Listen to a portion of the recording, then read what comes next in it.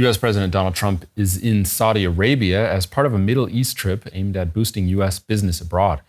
Earlier on Tuesday, the White House said it had concluded a record-breaking weapons deal with Riyadh. The deal, worth some $142 billion, will provide Riyadh with what the White House calls, quote, state-of-the-art warfighting equipment. The Trump administration is calling it the largest arms sale deal in U.S. history. It was one of several agreements signed by the U.S. president as he met with Saudi Crown Prince Mohammed bin Salman. And to talk more about this, I'm joined now by William Wechsler, Senior Director of the Rafik Hariri Center and Middle East Programs at the Atlantic Council. Thanks for joining us. Thank you for having me. So this is being called a sort of revival of the U.S.-Saudi relationship. Can you walk us through what has changed, what has shifted here since Joe Biden left the White House? Well, President Trump is a known commodity to the leaders in Riyadh, especially to Mohammed bin Salman himself.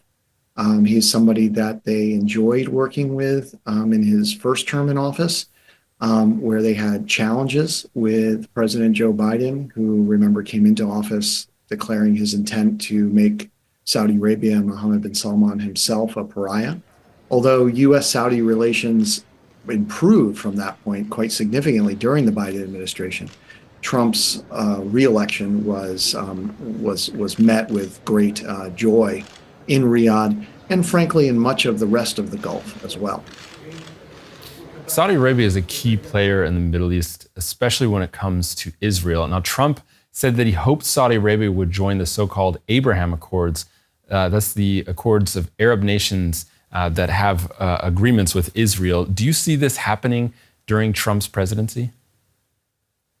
It's a real possibility of it happening during Trump's presidency. It's something that Trump very much wants to see happen.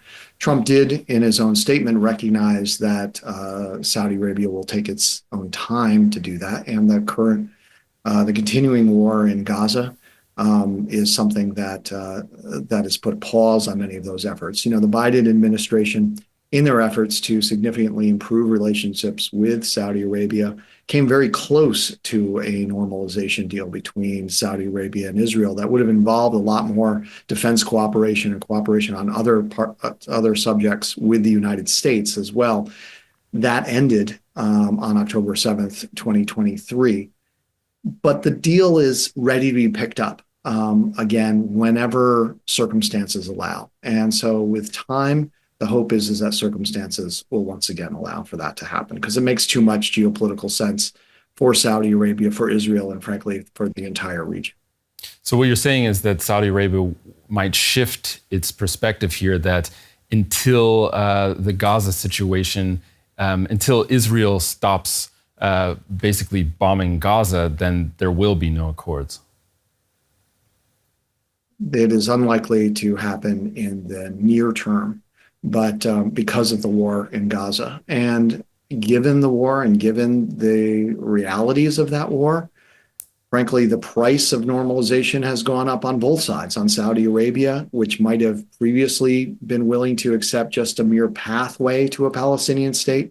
Now there are many voices in Saudi Arabia that says, no, they need to see much more concrete direction towards a Palestinian state. And also in Israel, where many people in Israel are in no mood to, quote unquote, reward the Palestinians after October 7th with a state.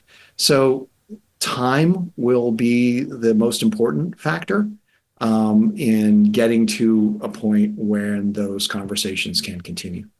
And Trump has also said that he wants to strike a deal with Iran over nuclear power, their nuclear program. This is at the same time that he's saying Saudi Arabia is one of the U.S.'s closest allies. Can he do both things at the same time?